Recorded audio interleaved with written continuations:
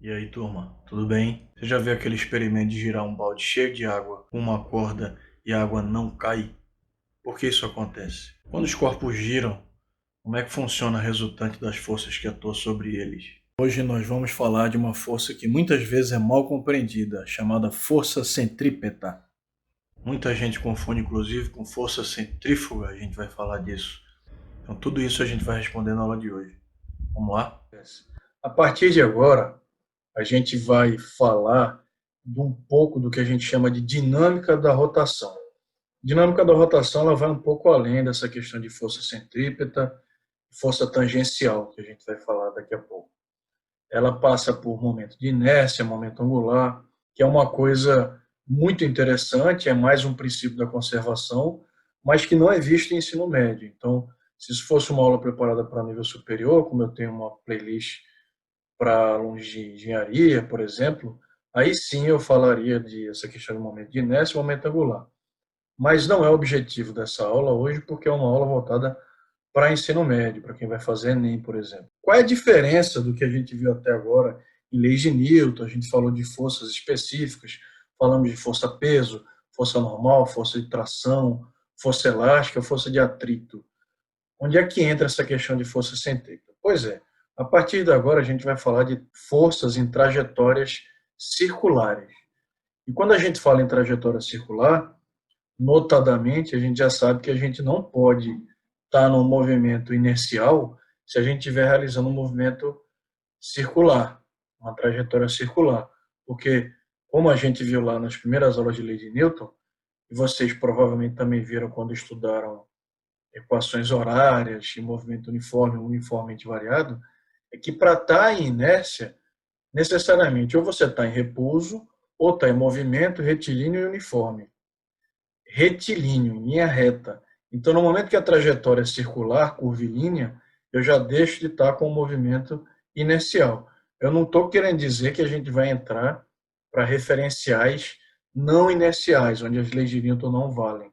Os referenciais vão ser inerciais ainda, mas vai ser um referencial inercial olhando um movimento não inercial agora. Eu vou falar, inclusive, de referenciais não inerciais de novo. Eu já falei na primeira aula lá sobre peso normal e tração, vou colocar o link aqui em cima. Eu falei que as leis de Newton não eram válidas para referenciais não inerciais. Eu vou dar um exemplo hoje de mais uma força em referencial não inercial, que é a chamada força centrífuga, chamada pseudo-força. Mas vamos com calma, vamos começar aqui.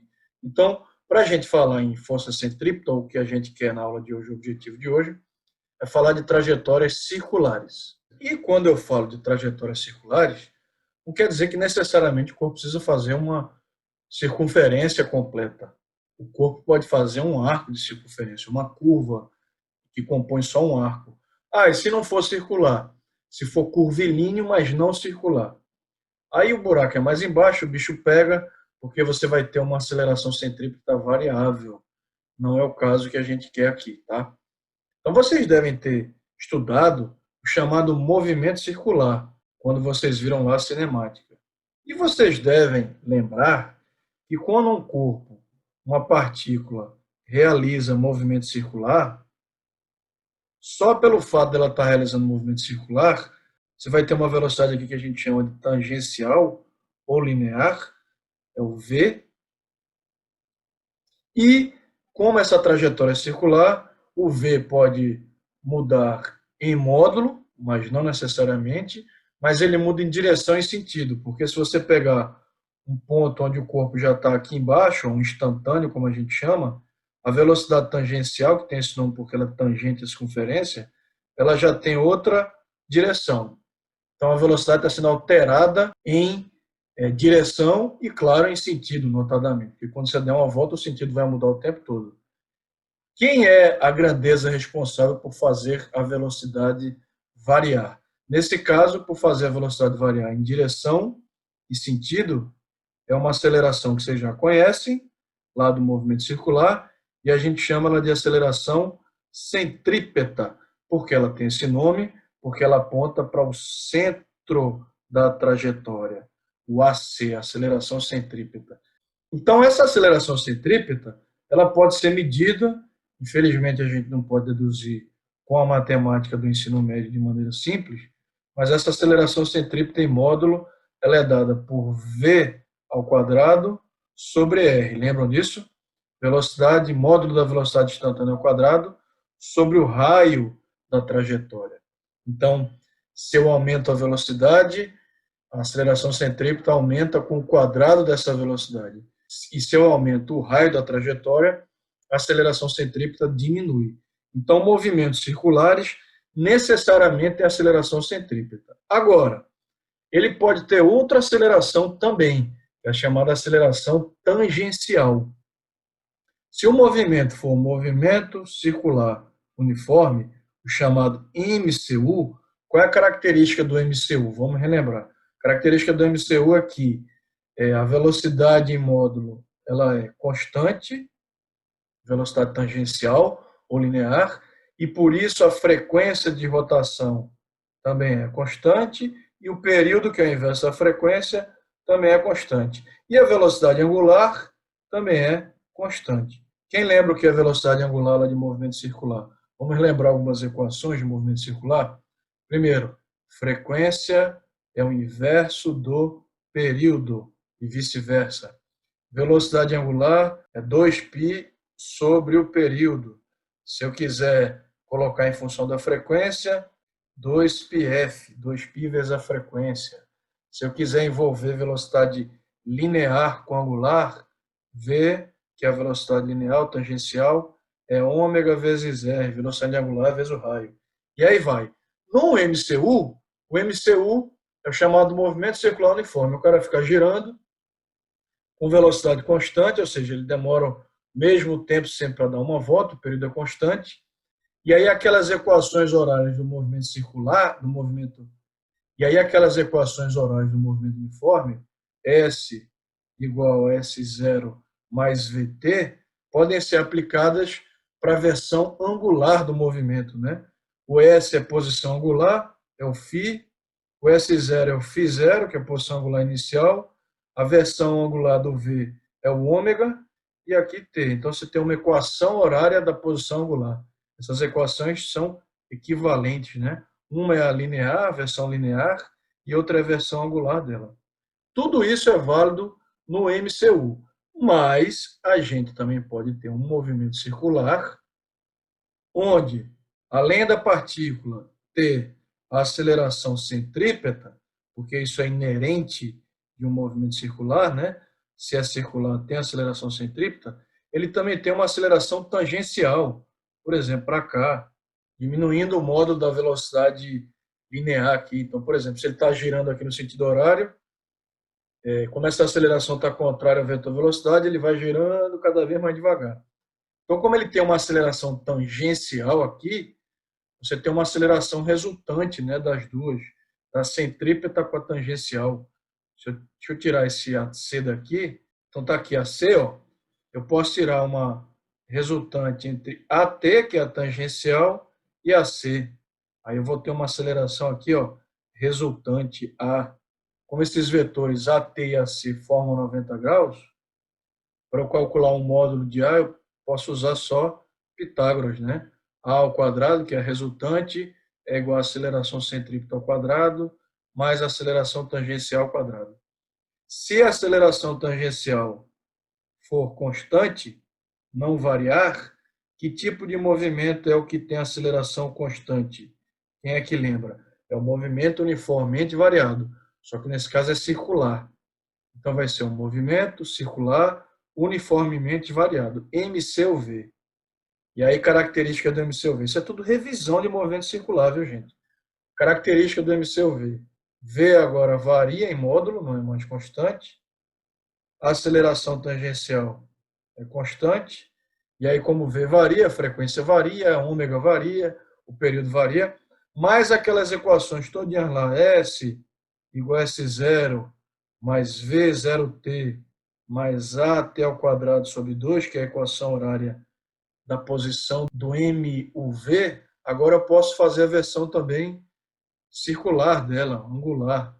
Então fica φ é igual a φ0 mais ômega 0t mais gama, né, t ao quadrado sobre 2.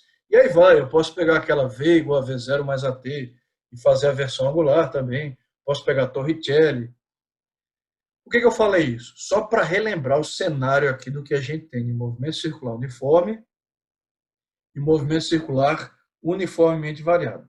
Pois é, como a gente viu em dinâmica que existe uma relação de causa e efeito, ou seja, toda aceleração agora só existe porque existe uma força resultante, a partir de agora, só o fato de um móvel realizar um movimento circular, isso vai ser um indicativo para a gente, se ele tiver massa M, que vai existir uma força apontando para o centro da trajetória, que nós vamos chamar agora de força centrípeta. Então, FC, para nós agora, vai ser chamada de força centrípeta. Eu vou falar da tangencial já já, não se preocupem. Como é que se calcula a força centrípeta? Primeiro, a força centrípeta não é uma força aplicada ao corpo, é uma força resultante. Pelo fato do cara estar realizando um movimento circular, tem que ter uma resultante apontando para o centro, que é a responsável por estar mudando a trajetória do corpo, não deixando ele andar em linha reta. Se ela é uma força resultante, Fc vai ser igual a Fr. Só que Fr, segundo a lei de Newton, não é m vezes a, só que esse a que ele tem no movimento circular, que aponta para o centro, é a aceleração centrípeta. Portanto, essa é a expressão para se calcular a força centrípeta. Em módulo, quem vai ser a força centrípeta vai ser a massa multiplicada pela aceleração centrípeta, que eu botei lá em cima agorinha. Cadê ela aqui? V ao quadrado sobre R. Então, a força centrípeta vai ser mv ao quadrado sobre R. Características da força centrípeta. Primeiro, módulo. Está aqui a expressão. mv ao quadrado sobre R. Direção e sentido. Quem é que vai dizer isso para a gente? Essa expressão vetorial aqui que vocês já estão cansados de saber. Multiplicação de um vetor por um escalar. Dá um vetor. Esse vetor tem sempre a mesma direção do vetor multiplicado e terá o mesmo sentido se o escalar for positivo. Esse escalar é sempre positivo. Traduzindo, força centrípeta e aceleração sempre vão ter o mesmo sentido e mesma direção. Então, a gente já tem agora as três propriedades do vetor força centrípeta. Então, você vai me perguntar, em todo movimento circular existe força centrípeta? Sim, independente dele ser um movimento circular acelerado ou uniforme. Se o movimento, a trajetória é circular, a força responsável por estar mudando essa trajetória é a força centrípeta. Vejam que a força centrípeta não altera o módulo do vetor velocidade tangencial. Ele só altera a direção do vetor velocidade tangencial, que é esse vetor aqui, velocidade. Quem altera o módulo, se existir, é a força responsável por gerar essa aceleração que eu falei agora, que é a tangencial. Vamos falar dela já já. Mas, voltando para a força centrípeta. Muita gente confunde força centrípeta com força aplicada. Não é. Ela é uma força resultante. Vou dar um exemplo aqui. Imagina que você tem uma mesa e você tem um corpo realizando um movimento circular nessa mesa. Um carrinho de brinquedo, sei lá, de pilha. Está amarrado, você pregou um prego aqui, ó, e amarrou um cordão e colocou o carrinho aqui para girar. O carrinho está girando graças a esse cordão que limita o movimento dele. Se a gente for olhar de lado esse carrinho, ou de frente, está aqui o cordão que amarra ele. Ele está amarrado num prego, né, no centro da mesa. E aqui é a mesa em si, onde ele está apoiado. Vendo aí o carrinho, eu estou desenhando uma bolinha, tá? De frente ou de costas. O que acontece? Vamos ver o diagrama de forças aqui nesse carrinho? Se esse carrinho é a pilha, vamos imaginar que V aqui, para facilitar a nossa vida, é constante em módulo, ou seja, ele gira sempre com a mesma velocidade. Ou seja, o mesmo período, a mesma frequência, constante. Vamos ver o diagrama de forças aqui, ó. Eu vou ter o peso para baixo, né? Imaginando que eu tenho uma aceleração da gravidade aqui também para baixo. Eu vou ter a normal, não é isso, pessoal? Porque ele está apoiado numa mesa. E aqui eu tenho uma força de quê? Se é um fio, como é o nome dessa força? Tração. Esquece o atrito com o solo? Podia ter atrito, mas esquece. Professor, e a centrípeta? Pois é, eu não coloco a centrípeta, porque a centrípeta não é uma força aplicada, é uma força resultante. O que acontece aqui? Nesse problema, eu vou ter infinidade, uma variedade de problemas envolvendo força centrípeta. Como o movimento aqui é nessa direção, ó, planar, a normal e o peso estão se anulando, porque se houvesse resultante aqui, né, ele teria movimento nessa direção. Não tem. Então, se elas se anulam, sobrou tração. Ninguém está anulando a tração nesse corpo aqui. Mas não pode anular mesmo não. Por quê? Porque se esse movimento é circular e, coincidentemente, ele é movimento circular uniforme, a força resultante aqui é igual à força o quê? Centrípeta. Só tem uma força aqui resultante, que foi a que sobrou. É a tração. Então, nesse problema, a tração é igual à força centrípeta em módulo. Se você quiser calcular, mv ao quadrado sobre r. Olha que interessante. Então, mais uma vez, terceira vez que eu falo isso, a força centrípeta não é uma força aplicada, é uma força resultante. Problema de vestibular antigo, acho que foi da UFPE aqui, ele dizia que tinha uma trajetória circular, como se fosse uma lombada, e tinha uma bolinha aqui realizando um movimento aqui ascendente, deslizando por essa lombada, realizando um movimento circular, um MCU, circular uniforme. Aí ele perguntava qual dos diagramas abaixo melhor representa as forças aplicadas no corpo. Ele dizia que tinha peso, tinha atrito, e aí a maioria das pessoas marcou a alternativa que tinha, só tinha os vetores, não tinha nem o nome dos vetores. A alternativa que tinha isso aqui, ó. Essa força.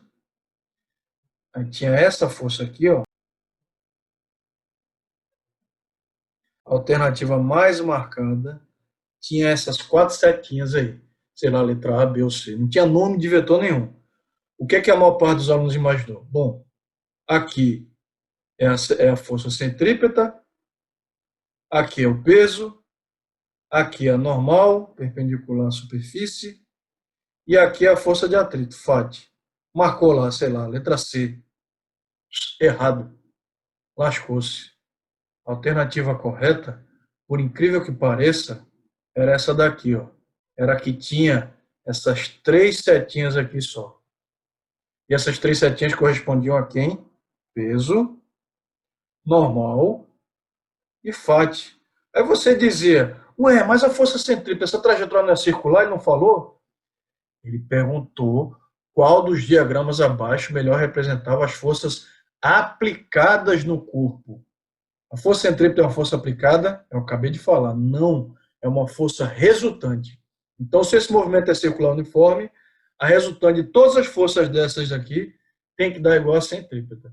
Então, ou você desenha essas três, que são forças aplicadas, ou se ele perguntasse qual o diagrama que melhor representa a força resultante, aí só bastava botar uma, que era a força centrípeta, apontando para o centro da trajetória. Olha que casca de banana. E agora, como é que se aplica o MCU ou o MCUV a essa questão de força centrípeta? Pois é, quando a gente falar em MCU, que eu falei agora no começo da aula, como no MCU a velocidade é constante e não existe aceleração tangencial, só existe aceleração centrípeta, no MCU a força resultante é a própria força centrípeta. Então, força centrípeta é igual à força resultante. Eu posso ter uma pancada de forças atuando nesse corpo, mas se ele está realizando um movimento circular uniforme, a resultante é a força centrípeta. Então, escreve aí a sua observação. No movimento circular uniforme, a resultante de todas as forças é a força centrípeta. E se o movimento for circular uniformemente variado? E aí ele tem aceleração tangencial. Está aqui a trajetória circular. Pois é, se ele é circular, ele tem força centrípeta. Mas se ele também tem uma aceleração tangencial, vamos supor que seja nesse sentido, eu também tenho agora uma força tangencial. Professor, como é que se calcula essa força tangencial? Essa força tangencial também é uma resultante na direção da aceleração tangencial. É a massa vezes a aceleração tangencial. ou aceleração linear, como alguns chamam.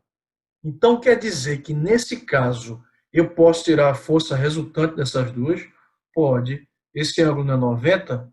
Então, ó, se eu botar para cá, eu vou ter uma força resultante, FR. Força resultante, vetorialmente, é a soma de FC mais FT, mais a tangencial. Se eu quiser saber o módulo, como eles formam 90, basta usar Pitágoras. FR² é igual a FC ao quadrado mais FT ao quadrado. Ah, e o que cada uma dessas forças é responsável por fazer? Bom, a centrípeta a gente já sabe. A centrípeta altera a direção do vetor velocidade instantânea. Velocidade tangencial, velocidade linear, que está por aqui, ó. Sei lá, podia estar para baixo, para cima, não importa, porque ele não precisa apontar para o lado da aceleração, né? O movimento pode ser retardado ou acelerado. Vamos colocar para cá, velocidade tangencial. V. Então, quem altera a trajetória, a direção desse vetor velocidade tangencial, é a força centrípeta. E a força tangencial, ela faz o quê? Ela é responsável por quê? Por variar o módulo da velocidade tangencial. Então, é bom a gente escrever isso aí, ó. Força centrípeta, Fc, altera a direção de V. E Ft altera o módulo de V. Vou ser bem sincero, é muito raro a gente ver questões de física elementar usando força tangencial em movimentos circulares. Acontece, mas é muito raro. A maior parte das vezes, para facilitar, ele diz que o cara está realizando um MCU e aí você só vai ter a resultante centrípeta. No MCUV você vai ter a resultante centrípeta e a tangencial. O problema do balde, que eu falei no comecinho da aula. Vocês já fizeram esse experimento de girar um balde amarrado numa corda cheio d'água, fazer ele girar e a água não cair, ou um copo, uma caneca amarrada, você gira, também não cai. A ideia desse experimento é muito interessante e simples. Então, nesse problema do balde, eu desenho aqui 3 posições, 3 instantâneas do balde girando com a água sem cair. Na verdade, existe uma velocidade limite para essa água não cair, e o ponto crítico é esse ponto aqui em cima. Mas para a água não cair, ela tem que ter contato com o fundo do balde. Que força de contato é essa? É uma normal, né? Se a gente olhar o diagrama aqui, ó, você tem peso para baixo e normal para cima, na água. Podia ser boné de gude, areia, o que você quisesse. Aqui, ó, você já tem peso para baixo e normal para cá, né? A normal é sempre perpendicular à superfície de apoio. E aqui nessa parte você tem peso para baixo e normal também para baixo, porque se a água empurra o chão, o fundo do balde para cima, o fundo do balde empurra a água para baixo. Eu vou colocar ela deslocada aqui, só para a gente enxergar ela, normal. Esses são os instantâneos das forças. Imagine que esse balde está girando para cá. Ó. A velocidade tangencial está para cá, a velocidade linear. Está girando no sentido anti-horário. O que é necessário para que essa água não caia no ponto mais alto ali no cume, a gente vai tentar analisar agora. Então, aqui nesse ponto, se o movimento é circular, uniforme, considerando para facilitar, a força resultante é igual à força centrípeta. Mas a resultante de dois vetores, que é N e P, ambos estão para baixo. Como é que eu tiro a resultante de dois vetores que estão para o mesmo sentido, mesma direção? Eu somo seus módulos, não é isso? Então, N mais P é igual à força centrípeta. Agora vem a situação limite. Olha só. Cada vez que eu giro, o contato que a água faz com o fundo do balde, ele está sendo demonstrado através da força normal, que é uma força de reação ao contato. Mas quanto mais lento eu começar a girar esse balde, maior vai ser a tendência dessa água perder o contato com o fundo do balde. E essa perda de contato vai resultar numa diminuição da normal. A normal vai diminuir cada vez que eu vou diminuindo mais o giro. Quando a água tiver para perder o contato com o fundo do balde, essa normal vai tender a zero. Esse contato vai tender a zero. Então, na situação limite, N, que é a normal, tende a zero. A gente bota uma setinha para dizer que tende a zero. Como ele tende a zero, nessa equação N mais P é igual a força centrípeta, se a normal tende a zero, eu jogo ela para zero, porque mesmo que ela não seja zero redondo, nessa soma ela não vai contar nada, porque ela tende a zero, vai ser 0,0001. Então fica P igual a FC, uma situação aproximada. Como é que se calcula o peso? Massa vezes aceleração da gravidade. A centrípeta, massa, velocidade ao quadrado sobre o raio. Massa com massa desaparece, o R vai multiplicando, fica RG, então V ao quadrado é igual a RG, velocidade vai dar raiz de RG. Esse resultado é conhecidíssimo e ele diz para a gente qual é a velocidade mínima que um corpo tem que ter no topo de uma trajetória circular para que ele consiga dar a volta completa, para que ele não perca o contato. A velocidade mínima que ele tem que ter é igual a raiz de RG. Isso funciona não só para o balde girando, como para aquele globo da morte. Vocês já viram? Globo da morte, onde fica uma moto girando dentro de um globo? Em circo tem isso às vezes, né? Qual é a velocidade mínima que a moto tem que ter lá em cima para conseguir completar a volta, não perder o contato? Raiz de RG também. Então veja como foi simples. Foi só igualar o peso à força centrípeta. Próximo passo para finalizar a aula é a gente falar de uma coisa interessante, que é a pseudoforça, né? A força centrífuga. Vocês provavelmente já ouviram falar em força centrífuga. Primeiro, ela não é uma força propriamente dita como foi definido por Newton. Ela é a chamada pseudoforça. Pseudoforça. Quer dizer, ela não é uma força real, ela finge ser uma força. O que acontece? Quando você está num carro, por exemplo, visto de costas, por exemplo, imagine que esse carro está indo aqui na direção, entrando no plano aqui do quadro, e esse carro está realizando uma curva, por exemplo, para a esquerda, a aceleração centrípeta vai apontar para cá, os ocupantes que estão dentro, vou colocar uma pessoa em pé, pode ser um busão, né? Porque ninguém vai em pé num carro, num busão vai. Então, quando o ônibus virar para a esquerda, lembre-se que a nossa tendência é seguir em linha reta, né? É permanecer no movimento inercial. Visto de cima, seria uma coisa mais ou menos assim, ó. Então, imagina que você tem lá um ônibus, visto aqui de cima, e ele está fazendo uma curva para cá, para o centro. A aceleração centrípeta está para cá. A pessoa em pé, né? Está a cabeça dela, os ombros, e o pezinho, os pezinhos, né, visto de cima. Como o ônibus está fazendo um movimento circular, porque ele tem aceleração centrípeta, a pessoa que está aqui dentro do ônibus tende, por inércia, a seguir em quê? Linha reta. Não só a pessoa, como o ônibus ou qualquer coisa que esteja aqui dentro. Quando esse ônibus estiver numa posição aqui na frente, né, o centro dele aqui na frente, ou como se fosse isso daqui, o que vai acontecer? É como se a pessoa tivesse aqui agora. Na verdade, ela não está, porque se ela estiver sentada ou firme, ela não vai deslizar para o lado, porque o atrito vai segurar ela. Mas se não fosse o atrito, ela estaria aqui à direita. Por quê? Porque, na verdade, ela tende a seguir em linha reta, pela inércia dela. Então, para estar aqui, que é o que vai acontecer se ela estiver bem sentada, isso só aconteceu porque o atrito segurou ela no chão do ônibus.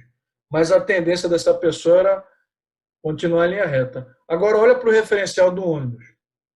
Imagina que você é um testemunho ocular aqui dentro, em pé, olhando o que está acontecendo aqui.